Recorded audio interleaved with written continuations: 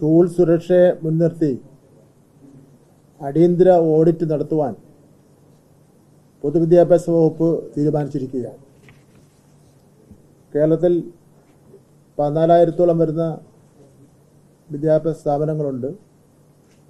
എല്ലാ സ്ഥാപനങ്ങളിലും ഓഡിറ്റ് നടത്തുന്നതിന് വേണ്ടി ഉള്ള തീരുമാനം കൈക്കൊണ്ടിരിക്കുകയാണ്. അതിൻ്റെ ഭാഗമായി സമയബന്ധിത പരിപാടികൾക്ക് രൂപം നൽകും. ജൂലൈ മാസം 22-ാം തീയതി ചൊവ്വാഴ്ച പൊതുവിദ്യാഭ്യാസ മന്ത്രിയുടെ അധ്യക്ഷതയിൽ പൊതുവിദ്യാഭ്യാസ വകുപ്പിലെ ഉദ്യോഗസ്ഥന്മാരുടെ യോഗം തിരുവനന്തപുരത്ത് ശിക്ഷക് സദനിൽ രാവിലെ 9:30 ചേരും.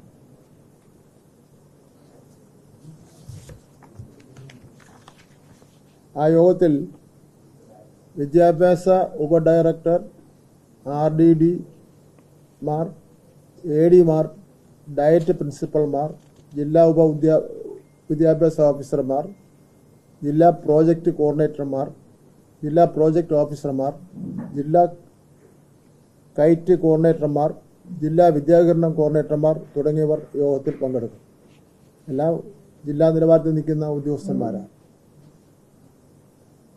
മെയ് 13-ന് സ്കൂൾ തുറക്കുന്നതുമായി ബന്ധപ്പെട്ട് മുന്നൊരുക്കങ്ങൾക്ക് മുന്നോടിയായി പൊതുവിദ്യാഭ്യാസ ഡയറക്ടർ പുറത്തിറക്കിയ സർക്കുലറിൽ നടന്ന പ്രവർത്തനങ്ങൾ യോഗം വിശകലനം ചെയ്യും. ആ സർക്കുലർ എന്ന് പറയുന്നത് ഏതാണ്ട് 40ഓളം വരുന്ന പോയിന്റുകൾ പറഞ്ഞുകൊണ്ടുള്ള സർക്കുലറാണ് ഇറക്കിയിട്ടുള്ളത്. ആ സർക്കുലർ തന്നെ ഒരു പ്രത്യേകത, ഈ സുരക്ഷയെ സംബന്ധിച്ചിടത്തോളം പറയുമ്പോൾ വൈദ്യുതിയുമായിട്ട് ബന്ധപ്പെട്ട് പ്രത്യേകം ശ്രദ്ധിക്കേണ്ട കാര്യങ്ങൾ പറയുന്നുണ്ട്. അതിൽ പറയുന്നത് ഒന്ന്, വൈദ്യുതി ലൈനുകൾ നമ്മുടെ ഒരു കാരണവശാലും കെട്ടിടത്തിൻ്റെ മുകളിൽ കൂടെ പോകാൻ വേണ്ടി പാടില്ല. അതുപോലെ തന്നെ ട്രാൻസ്ഫോമർ അതിൻ്റെ സമീപ പ്രദേശത്ത് ഉണ്ടാകാൻ വേണ്ടി പാടില്ല.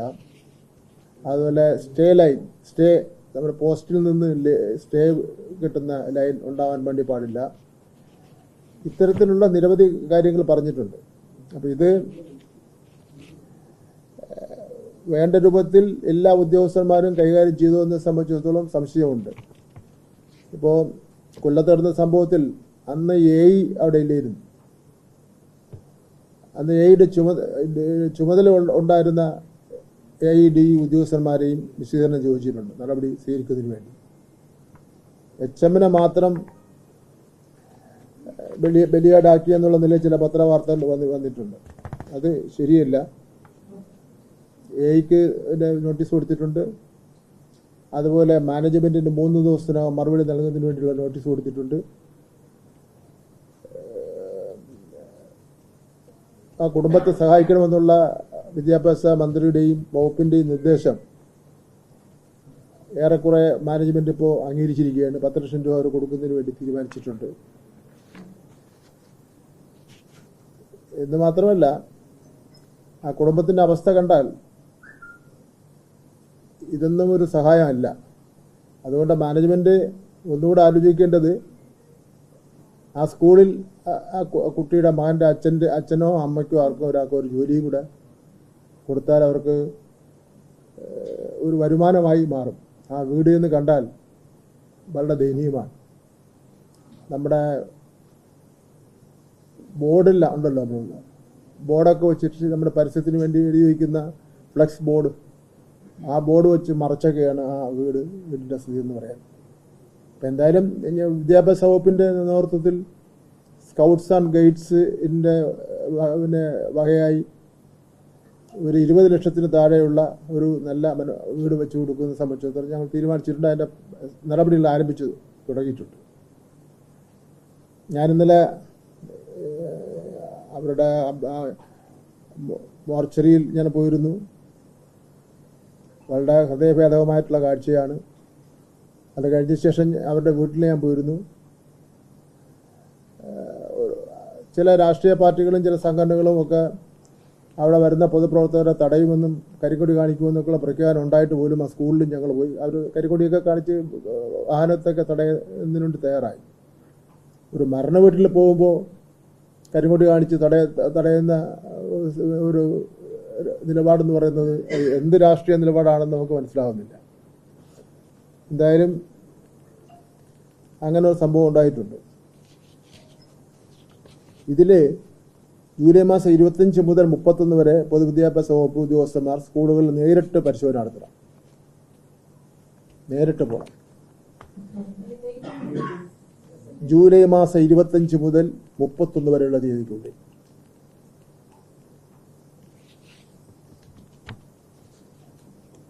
ഇത് പരിശോധന നടത്തുന്നോ ഇല്ലെന്ന് ഉള്ളവരും നിരീക്ഷിക്കുന്നതിന് വേണ്ടി വിദ്യാഭ്യാസ വകുപ്പിലെ വിജിലൻസ് ടീമിനെ ചുമതലപ്പെടുത്തുന്നു.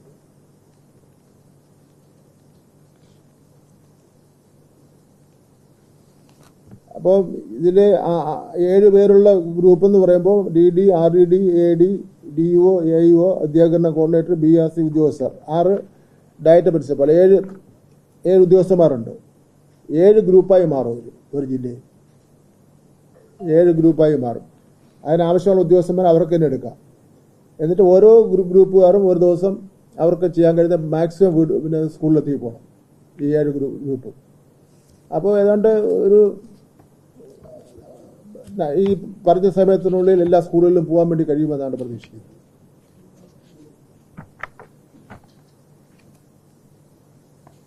സ്കൂൾ സന്ദർശനത്തിൽ മേൽ സൂചിപ്പിച്ച വകുപ്പ് തലവന്മാരുടെ ഗ്രൂപ്പിൽ കുറഞ്ഞത് 3 പേരുണ്ടാവണം. അവരെ സഹായിക്കാൻ വേണ്ടി 3 പേര് കൂടെ ഉണ്ടാവും. വർക്കിംഗ് ടേബിൾ ഏരിയ നിശ്ചയിച്ച് പരിശോധന നടത്തി റിപ്പോർട്ട് നൽകേണ്ടതാണ്. ആഗസ്റ്റ് മാസം 12-ാം തീയതി രാവിലെ 10 മണിക്ക് തിരുവനന്തപുരത്തെ ശിക്ഷാസ്ഥാനങ്ങളിൽ വീണ്ടും ഈ യോഗം ചേരും. സംസ്ഥാന സേഫ്റ്റി ഓഡിറ്റ് സ്റ്റിയറിംഗ് കമ്മിറ്റിയുടെ യോഗം ചേരും. അതാണ് ഞാൻ നേരത്തെ പറഞ്ഞ ആൾക്കാർ. DD, RDD, DO, AIO, അങ്ങനെയൊക്കെ ഞാൻ 7 പേര് പറഞ്ഞല്ലോ. ആ യോഗം വീണ്ടും ചേരും. ചേർന്ന ശേഷം അവരവിടെ പ്രസന്റ് ചെയ്യണം ചെയ്ത കാര്യങ്ങളെ സംബന്ധിച്ചിട്ടുള്ള.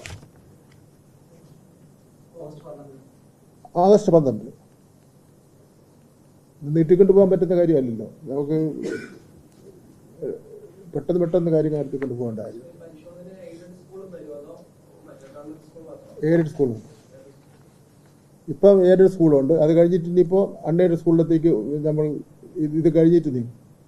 കാരണം അൺഎയ്ഡഡ് സ്കൂളുകളും പല സ്ഥലങ്ങളിലും വാടകയ്ക്കെടുത്ത് ഭീമമായ പിന്നെ ഫീസും വാങ്ങി ഒക്കെ നടത്തിക്കൊണ്ടിരിക്കുന്ന സ്ഥാപനങ്ങളുണ്ട്. അത് നമുക്ക് അനുവദിച്ചു കൊടുക്കാൻ വേണ്ടി പറ്റില്ല.